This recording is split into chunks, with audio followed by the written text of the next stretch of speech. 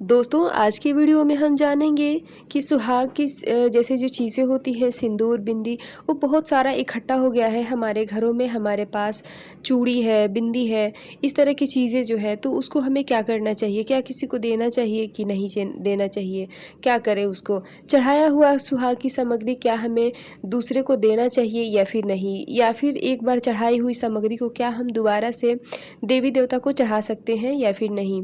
इसके अलावा हम ये भी जानेंगे कि पूजा पाठ में कौन सा बर्तन विशेष रूप से ज़रूरी है धोना और कौन कौन सा बर्तन जो है आप नहीं भी धोएंगे तो काम चल जाएगा। इसके अलावा डेली पूजा पाठ का क्या नियम है इसको भी जानेंगे इस वीडियो में। तो चलिए दोस्तों वीडियो को शुरू करते हैं और जान लेते हैं सारी जानकारी को।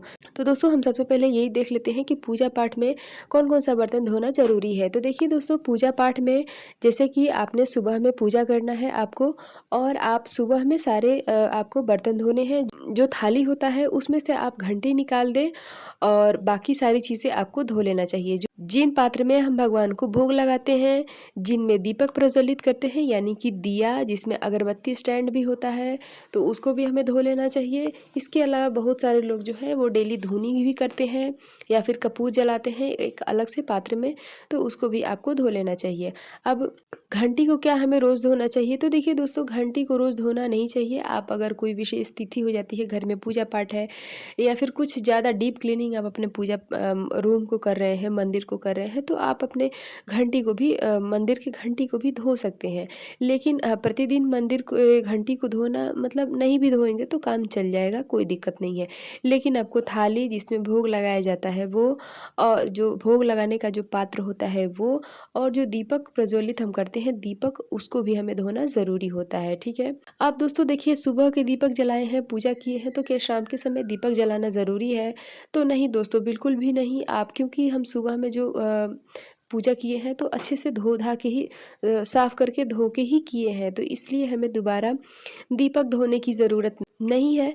लेकिन आपको इस बात का विशेष ध्यान ये रखना है कि अगर आपने सुबह में घी की बाती जलाया है तो शाम को अगर आपको मान लीजिए कि तिल का तेल का जलाना है तो आपको धोना पड़ेगा।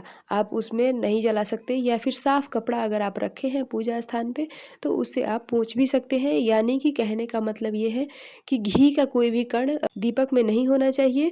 इस तरह से आपको धो लेना है, मतलब साफ़ करके उसके बाद उसमें तेल डाल के आप दीपक जला सकते हैं। यानी कि और आसान भाषा में ये भी समझें कि हमें जो है घी और तेल मिला के यानी कि मिक्स करके हमें दीपक नहीं जलाना है। या तो आप तेल का ही जलाएं या तो आप घी का ही जलाएं, लेकिन मिक्स करके आपको नहीं जलाना है, ठीक है? अब है दोस्तों कि देखिए बहुत सारा सिंदूर बिंदी इकट्ठा हो गया है तो उसका हमें क्या करना चाहिए? तो देखिए दोस्तों सबसे आसान सा तरीका है कि हम खुद यूज़ करें, ठीक है? जब अगर हमने भगवान को चढ़ाया है, माता पार्वती को या किसी भी देवी को चढ़ाते हैं, देवता को हम समर्पित करते हैं, तो उसको हम अपने खुद के यूज़ में लें तो ज़्यादा बढ़िया है।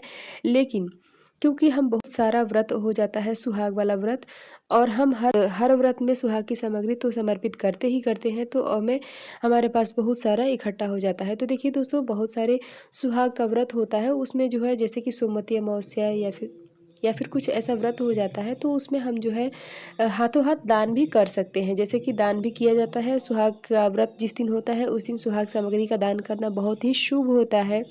तो आप सिंदूर, बिंदी, चूड़ी, महावर, आलता, नेल पॉलिश इत्यादि जो भी है आप पंडित जी के यहाँ दान भी कर सकते हैं या फिर किसी और सुहागिन महिला को भी दान कर सकते हैं। तो इस तरह से आप उसको यूज़ कर लें, मतलब दान देकर, ठीक है?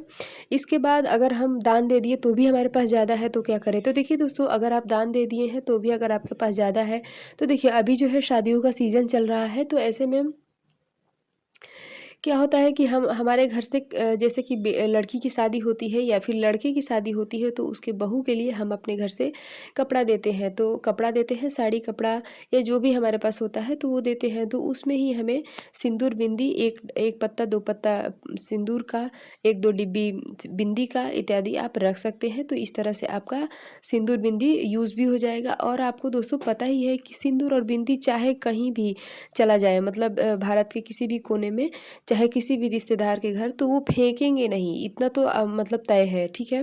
सिंदूर और बिंदी को कभी भी फेंकेंगे नहीं, उसको यूज ही करेंगे, चाहे वो किसी को देने में करे, चाहे पंडित जी को देने में करे, चाहे वो खुद को लगाने में करे, ठीक है। तो आप इस तरह से उसका यूज कर सकते हैं। इसके अलावा आप रख दें, अगर आपको ज़रूरत पड़ती है तो आप खुद भी यूज़ कर सकते हैं, कहीं कोई दिक्कत नहीं है। अब दोस्तों, चढ़ाया हुआ सुहाग सामग्री क्या हमें किसी को देना चाहिए कि नहीं? तो देखिए दोस्तों, जैसे सिंदूर हमने माता पार्वती को चढ़ाया तो उसको हमें खुद ही करना चाहिए, लेकिन अगर मान लीजिए कि आपके घर में आपकी ननद है, सास है, जेठानी है, देवरानी है, भाभी है, तो आप उनको दे सकते हैं, मतलब अपने परिवार में दे सकते हैं, लेकिन परिवार से बाहर कोशिश करें कि चढ़ाया हुआ सुहाग सुहाग सामग्री ना दें, ठीक है। आप खुद ही यूज़ करें तो ज़्यादा सही है। अब है कि चढ़ाया हुआ सुहाग सामग्री, सिंदूर, बिंदी, चूड़ी, क्या हम दोबारा से चढ़ा सकते हैं? तो नहीं दोस्तों, बिल्कुल भी नहीं, आप नहीं चढ़ा सकते हैं। इस बात का आपको ध्यान रखना है कि एक बार जो सुहाग सामग्री हम माता को चढ़ा दिए हैं, दोबारा उसको हमें यूज़ ही करना है, उसको फिर से दोबारा पूजा पाठ में हमें यूज़ नहीं करना चाहिए, ठीक है। और कोई भी सुहाग वाला व्रत आता है तो उसमें हमें नया बिंदी, नया सिंदूर, नया चूड़ी का ही यूज़, नया आलते का ही यूज़ करना चाहिए। चढ़ाया हुआ सिंदूर, बिंदी या किसी भी तरह का कोई भी सुहाग सामग्री हमें समर्पित नहीं करना चाहिए, ठीक है। तो इस बात को आपको ध्यान रखना है। अब है कि डेली पूजा का सही समय क्या है, क्या नियम क्या है? तो देखिए दोस्तों, डेली पूजा आप जितना सुबह कर लें, 4 बजे से 3:30 बजे से लेकर आप सूर्य उदय तक आप कर सकते हैं, बहुत अच्छा है। इसके अलावा आप इसके बाद भी कर सकते हैं, यानी कि आपको कुल मिला के दोपहर से पहले, यानी कि 12 बजे से पहले आप, यानी कि 11:30 बजे तक आप पूजा कर लें, अपना सूर्य भगवान को जल दे दें। घर में पूजा पाठ है, भगवान को, देवी देवता को साफ़ सफाई करके जो भी आपके पास है उसका भोग आपको उनको लगा देना है। तो यही शुभ समय है पूजा करने का, सही समय है डेली पूजा करने का। और दोस्तों, कोशिश करें कि आप एक ही समय पे पूजा करें तो ज़्यादा सही है, लेकिन घर गृहस्थी के चक्कर में नहीं हो पाता है तो कोई बात नहीं है, कोई परेशानी भी नहीं है। आपको जब समय मिलता है आप कर लें, सुबह में भी कर लें तो ज़्यादा, क्योंकि सुबह में करने पे ये होता है ना, मतलब आप अगर जल्दी उठ जाते हैं तो आप सुबह कर लें तो एक बहुत बड़ा जो है काम हो जाता है पूजा पाठ का, ठीक है। लेकिन अगर आपको मंत्र जपना है, कोई पाठ करना है, तो आप उसका चुनाव बाद में भी कर सकते हैं, पूजा पाठ करने के बाद, ठीक है। तो आप सुबह में पूजा पाठ भी कर लें, लेकिन पाठ आप बाद में भी कर सकते हैं। तो ये हो गया। अब है कि देखिए 12 बजे के पहले, क्या 12 बजे के बाद अगर हमें समय मिलता है तो क्या करें? तो देखिए दोस्तों, आप समय को मैनेज कीजिए, आपको कैसे इतना लेट हो जाता है, और आप कोशिश करें कि 12 बजे के पहले आप सूर्य भगवान को या जो भी पूजा पाठ करना है कर लें, क्योंकि हम महिलाओं की आदत होती है कि जब तक हम पूजा नहीं कर लेते हैं, अपने मुख में कुछ भी नहीं डालते हैं, पानी वगैरह तो हम पी लेते हैं, लेकिन कुछ अन्न ग्रहण नहीं करते हैं। इसलिए हमें जो है अपना पूजा पाठ का ध्यान में रखते हुए अपना सेहत का भी ध्यान रखना है, क्योंकि हम अगर स्वस्थ रहेंगे तभी हमारा घर परिवार भी स्वस्थ रहेगा। क्योंकि आपने देखा ही होगा कि अगर घर की गृहिणी, घर के, या फिर हम खुद बीमार पड़ जाते हैं तो सामने वाला, मतलब उस तरह से नहीं हो पाता है कार्य, या फिर कोई भी घर का काम जो है जिस तरह से हम करते हैं। तो इसलिए हमें खुद का स्वस्थ रहना बहुत ही ज़रूरी है। इसलिए आपको पूजा पाठ के चक्कर में बहुत ज़्यादा लेट नहीं करना है, बहुत ज़्यादा देर नहीं करना है, और आपको समय से पूजा करने के बाद आप अपने नाश्ता खाना जो है आप समय से कर लें तो ज़्यादा सही होगा। तो दोस्तों, हमारा वीडियो यहीं तक का है, और आशा करती हूँ कि ये महत्वपूर्ण जानकारी आपको अच्छी लगी होगी। वीडियो पसंद आया हो तो लाइक ज़रूर करें, और मिलती हूँ इसी तरह से एक और नए वीडियो के साथ। तब तक के लिए बाय।